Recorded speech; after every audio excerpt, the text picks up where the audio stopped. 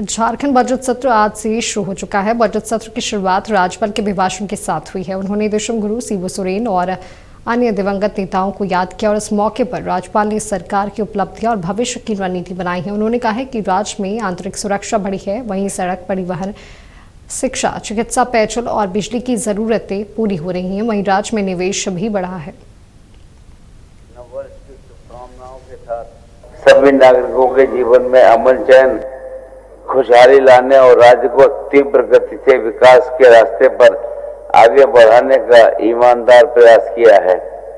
कानून व्यवस्था को सर्वोच्च प्राथमिकता देते हुए हमारी सरकार द्वारा जीरो टॉलरेंस की नीति अपनाकर प्रदेश में अपराध मुक्त, भय मुक्त वातावरण तथा कानून का शासन स्थापित किया गया है। राज्य में विघटनकारी और उग्रवादी तत्वों पर निरंतर कार्रवाई की जा रही है और आंतरिक सुरक्षा से संबंधित विभिन्न घटनाओं में कई अपराधियों को न केवल पकड़ा गया बल्कि घटनाओं को घटित होने से रोका भी गया है। वर्ष 2025 में साइबर अपराध से संबंधित 1413 प्रतिवेदित कांडों में कुल 1268 अपराधियों को गिरफ्तार किया गया है। साइबर हेल्पलाइन नंबर 1930 के माध्यम से अब तक 111 करोड़ रुपए की राशि को ब्लॉक किया गया है। साथ ही धारा 497 BNS के तहत पीड़ियों के खातों में लगभग 12 करोड़ रुपए की राशि वापस भी कराई गई है। राज्य के औद्योगिक विकास हेतु नीतियां एवं कार्यक्रमों को संचालित करने तथा उद्योगों में अधिकाधिक पूंजी निवेश आकर्षित करने हेतु सतत प्रयास किया जा रहा है।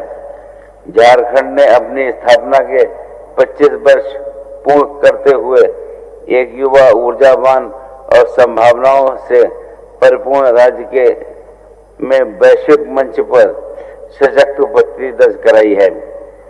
प्राकृतिक संसाधनों, समृद्ध जनजातीय विरासत और प्रतिभाशाली युवाओं की शक्ति से संपन्न यह राज्य आज आत्मविश्वास के साथ निवेश, नवाचार और समावेशी विकास की नई दिशा की ओर अग्रसर है।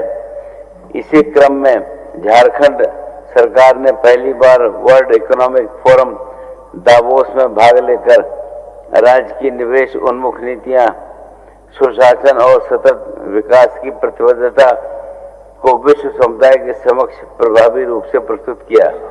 इस संयुक्त निवेश यात्रा के परिणाम स्वरूप राज्य को अब तक लगभग 1,27,000 करोड़ रुपए तक के निवेश का प्रस्ताव प्राप्त हुआ है, जो औद्योगिक विविधीकरण, रोजगार सृजन, कौशल विकास और आर्थिक सुदृढ़ीकरण की दिशा में एक महत्वपूर्ण उपलब्धि है।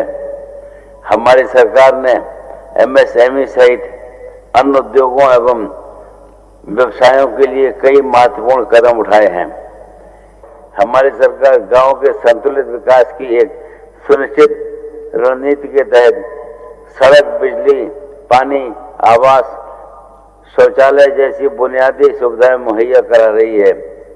मनरेगा योजना के तहत इस वित्तीय वर्ष में अब तक 969 लाख मानव दिवस का सृजन करते हुए कुल 3,023 करोड़ रुपए का व्यय किया गया है। आश्रय विहीन गरीब आदमी की दारुण व्यथा से सभी माननीय सदस्य भली भांति परिचित हैं। इसी व्यथा के निदान हेतु तो हमारी सरकार द्वारा 100% अपने संसाधनों से अगुआ आवास योजना का क्रियान्वयन किया जा रहा है। योजना अंतर्गत आवास विहीन तथा कच्चे घरों में रहने वाले परिवारों को पक्का आवास उपलब्ध कराया जा रहा है।